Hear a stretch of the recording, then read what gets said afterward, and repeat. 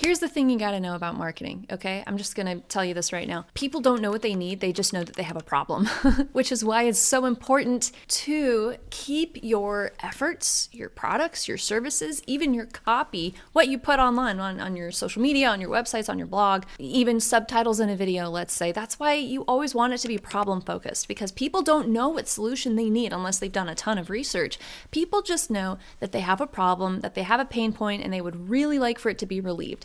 It's always a matter of considering where the boot pinches, which is firstly not only why it's so important to consider your target audience, both the tree and the forest, as I like to say, the individual versus the collective, but also considering the type of language, the type of culture that you're providing, the type of branding that you're providing. You want people with a problem to feel like they're welcome, that all of their problems are going to be taken care of, whether it's one big one or whether it's a lot of different tiny ones. So let's dive right into what all of that means.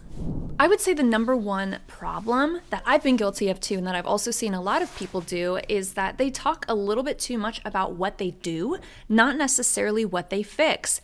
And if you have not been seeing many results from your marketing efforts, whether that be on social media, whether that be on newsletters, you're not getting the engagement that you want, the conversions that you want, the clients that you want, all that stuff, it might be just because you're talking about what you do, not what you fix. So here's a couple quick examples for you. I'm a graphic designer. I specialize in Adobe Illustrator, XYZ. As a consumer, I'm going to be like, great. Sounds like you've really got it figured out. Is that something that I need? Is that going to fix my problem? So a way that you could probably tweak it would be, I'm a graphic designer and I create branded visuals that turn viewers into buyers. Oh, okay. Now that's interesting. I think that's what I'm looking for. I didn't know what to call it or how to describe it. You got to think in the mind of a buyer, and it's so much easier said than done. I am certainly no expert on it. In fact, my husband has to remind me of like, Lauren, what problem are you solving? And that's kind of my anchor point. I'll have to back up and be like, I don't know. So then I'll have to go back and reconfigure. Here's another quick example. I'm a photographer in the Kansas City area. I'm only saying that because I'm from Kansas City. Okay. What kind of photography do you do? What kind of people do you work with? What part of Kansas are you willing to commute? Do you travel? Are there any costs associated with travel? I mean, those are all things that can be like found on a person's website, but take that and let's maybe twist it up a little bit. Let's say I'm a photographer in the North Kansas City area and I create photos that make people stop scrolling and take action. You know, if they do like personal branding or something, or I don't know. These are just a couple examples. A lot of it has to do with language. Language is so important. I mean, it's not only great for like SEO purposes, like search engine optimization. It's not only great for, keyword research and all that. It can help with conversions because people always want to be seen, valued, and heard. And if you can take it a step further and solve their problem, then by golly, they'll throw all kinds of money at you, depending on what your clientele is and, what their budget is. And this is not something that small businesses do or solopreneurs or entrepreneurs do. Very big businesses do this too. There's a very popular example of a way that Apple used to market their iPods. If you remember iPods, I wanted one so bad when I was 12 years old and I got one for Christmas. I was the happiest person on earth. So in the mind of a 12-year-old, let's say, what drew me to the iPod in the first place is not that, oh boy, there's 1 gigabyte of storage, but oh wow, I can listen to music on the go. I can fit 1,000 songs in my pocket and listen on the school bus. I mean, it's very, very, very simplistic thinking, whether you're 12 years old or, whether you're 45 and you're just, wanting to listen to some tunes on your morning commute or something. It's all about the language, problem focused, thinking of, not just here's what we do and how we do it. That's really great for a sales conversation. But if you're trying to hook people, if you're trying to reel them in and be like, yo, hey, over here, I can solve your problems for a reasonable price, or, whatever benefits you have going on, that stuff is so, so, so important. What problem are you solving? People don't know what solution they need. They're leaving that up to you. You're here to identify their problems and let them know that, hey, I see you. I see you searching. You're searching. You've got a problem. Boy, can I help. Why don't you come over here? We'll have a conversation. So in order to get really super clear on what exactly that language should be and what problem, let's just focus on one problem for now, you're going to be solving. There's a really quick and easy way to do this, and I'm going to tell you right now. I hope you like ChatGPT because I'm going to be including that in today's conversation. So if you need a little bit of clarity on who this person is, whose problem you're wanting to solve, the one person that represents the many, let's say, because as much as we would love to have 10,000 clients, we can only handle one at a time, right? So what you're going to do is you are going to think of about 1 to 3 different competitors It's not like competitors like I'm out to get you, but it's more like, oh, okay, they do what I'm doing better. They do what I'm doing with a better clientele or with like a more high value clientele. They're doing what I'm doing, more efficient than I can. Someone who's similar to you in niche, in audience, in approach, in services. You could do a quick Google search. LinkedIn is always a really good one because they have so many filters. Google Business, see what's local to you if you're a physical business. Either way, Facebook pages, think of about 1 to 3 different competitors that are similar enough to you in some of those areas. And then you're going to plug one of those or all of those, however many examples you need, into ChatGPT. And you're going to ask, hey, what is the ideal client profile for this business? Or, hey, what is the ideal, buyer profile for this business? Or, whether you're service-based, whether you're product-based, I don't know.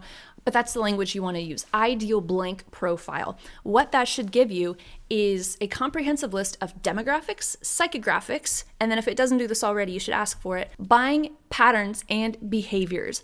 All that stuff is going to be super specific. It's going to be super helpful. And you can take a lot of that information too, and you can deduce or just ask directly what some of those biggest pain points are from a client profile or a buyer profile like that.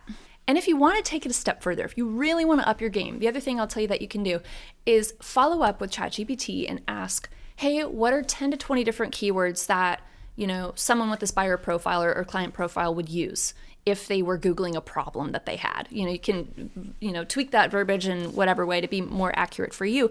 But either way, you're going to want 10 to 20 different keywords, let's say, just to start. If you want more, go for it.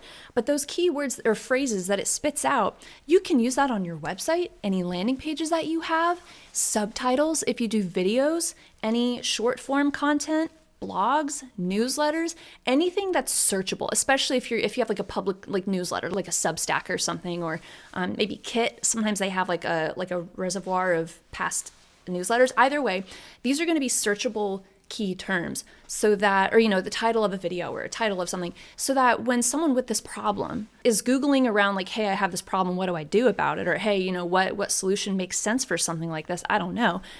A lot of those keywords will pop up and it'll lead them back to you. In a perfect world, that's what would happen. Now, this depends on the competitiveness of your niche. If you're in coaching, for example, very, very saturated niche. So you're going to really have to niche down and specialize in what kind of coaching, what kind of clientele, like super, super focused, just because anyone nowadays can call themselves a coach. I don't mean that disrespectfully. I'm just being realistic. Versus toddler photo shoots for back to school. You just want to consider, it's very subjective. Marketing is very subjective, but those are a few different things that you can do. Take all those keywords, plug them into your stuff, and if you even want to take it even further, you can take a look at those different competitors' social media presence. What kind of content are they posting? What kind of tone or personality do they have going on over there? What type of content seems to be getting the most traction? Check out the comments. What kind of reviews or problems or questions are people putting in the comments? Go to their Google profile. What kind of reviews are they getting? What problems do they have that maybe, you could use to your advantage? These are a couple of really, really great ways for getting super clear, super targeted for not just what the problem is, but also how to communicate that you are the person who addresses that problem in whatever special way you have going on. Now, once you get them, this is when we start kind of getting into like more of, okay, now I'm in your doorstep. Why should I pick you? It's no different than going in for a job interview and the employer asking you, why should we hire you? Exact same thing. It's just like in the like self-employment arm. And if you're curious about that, I do have a video that I very recently made right before this one. If you want to check that out, I'll link it here. But these are all really, really important things to know. So again, people don't know what solution they need. That's up to you to tell them. You say, hey, these are your threats, opportunities, disadvantages, things that I see here. Here's what I can help with. That's up to you. You are the solution guy. You recognize the problem, and then you say, hey, based on where you at, what I see in our conversation, this is what I think makes sense for you. Get into the facts and figures. Here's what that investment looks like. Here's what makes me unique. Do your research. Don't pressure them. There's no need to be high pressure. People don't know what kind of solution they need. They just know that they have a problem that needs to be fixed. So I hope that's helpful. I hope you see a bit of an improvement in what you're currently doing based on all this information that I've given. Let me know too in the comments below. But if you have any questions, leave those suckers down there, and I'll be having little mini conversations with you. But I hope this helps. Please consider liking and subscribing. If you got something out of this, chances are someone else will too. Helps the video be a little bit more findable, searchable, if you will. And that's all I have. Take care until then. I'll see you in the next video. Bye.